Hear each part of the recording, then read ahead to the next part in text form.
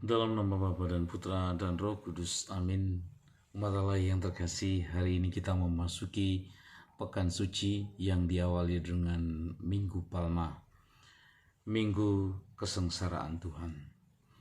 Dalam Markus 11 ayat 9 dikatakan bahwa banyak rakyat Yahudi yang bersorak-sorai menyambut kedatangan Yesus yang masuk ke Yerusalem dengan menyambut dia sambil lambaikan daun palma dan berseru, Hosana, terpujilah dia yang datang dalam nama Tuhan. Namun para saudara, dalam liturgi hari ini kita mengalami kontras pengalaman emosional. Kita memulai perayaan ini dengan mendengarkan kisah Yesus yang disambut di Yerusalem dengan sukacita dan kegembiraan besar. Hosana, mereka berteriak, Hosana di tempat yang maha tinggi. Yesus diperlakukan sebagai dia yang seharusnya. Orang-orang bersukacita melihat dia dan ada banyak kegembiraan di sana. Namun kegembiraan ini dengan cepat berubah menjadi kejutan dan kengerian saat kita masuk lebih dalam bacaan Injil hari ini. Injil kemudian memuncak dengan Yesus yang tergantung di salib sambil berseru, Eloi, Eloi, lama sabachthani. Allahku, ya Allahku, mengapa engkau meninggalkan aku? Dan dengan itu, Yesus berseru dengan suara nyaring dan menghembuskan nafas terakhirnya. Pada saat itu para saudara, seluruh jemaat berlutut dalam keheningan saat kita merenungkan kenyataan tentang kematian Tuhan kita, Yesus Kristus. Bagaimana kemudian hal ini dapat berubah seketika itu juga? Apa yang terjadi dengan semua orang yang berteriak dan memuji dia ketika dia masuk Yerusalem? Bagaimana mereka bisa membiarkan dia masuk dalam penyaliban dan kematian ini? Jawaban terdalam untuk pertanyaan ini adalah jawaban yang mungkin tidaklah kita harapkan. Jawabannya ialah bahwa Bapa menghendakinya. Bapa menghendaki dengan kehendaknya bahwa begitu banyak orang akan berbalik kepadanya, meninggalkan dia, dan membiarkan Yesus disalibkan. Hal ini sangat penting untuk kita pahami.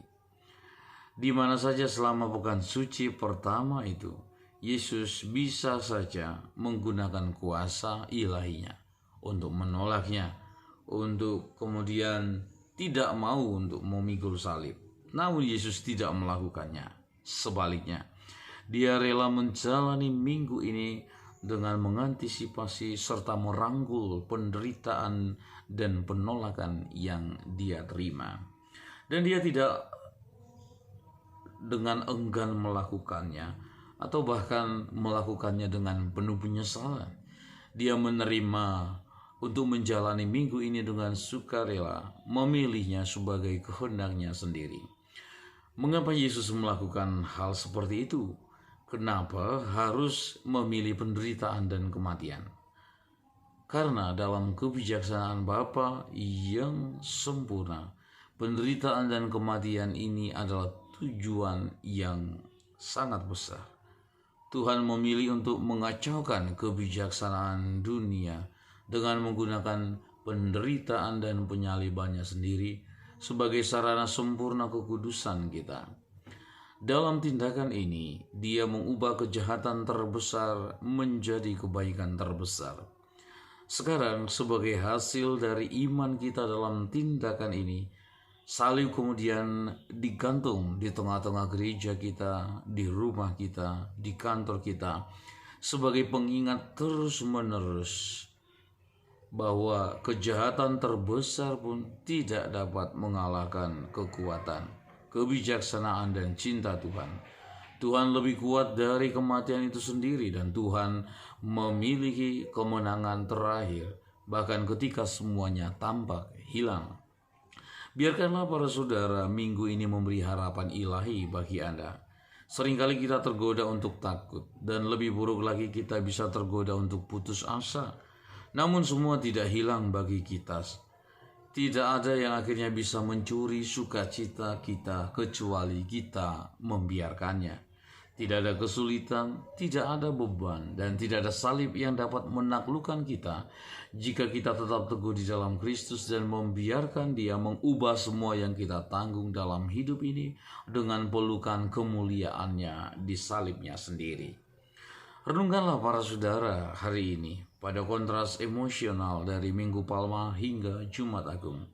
Renungkanlah ketakutan, kebingungan, dan keputusasaan yang dialami oleh banyak orang ketika mereka melihat Yesus dibunuh. Renungkanlah juga bahwa ini adalah tindakan ilahi yang mana Bapa mengizinkan penderitaan yang besar ini untuk menggunakannya demi kebaikan terbesar yang pernah diketahui dalam sejarah manusia. Tuhan memberikan hidupnya dengan cuma-cuma dan memanggil Anda untuk melakukan hal yang sama. Renungkanlah salib dalam hidup Anda. Ketahuilah bahwa Tuhan pun bisa menggunakan ini untuk kebaikan, menghasilkan banyak belas kasih melalui pelukan bebas Anda saat Anda mempersembahkannya kepadanya sebagai pengorbanan yang rela. Minggu suci ini adalah minggu yang terberkati, maka letakkanlah mata Anda, hati Anda, pikiran Anda, dan apapun yang ada dalam diri Anda di atas salib Tuhan dan juga di atas salib Anda sendiri. Tuhan memberkati. Bapa dan Putra dan Roh Kudus. Amin.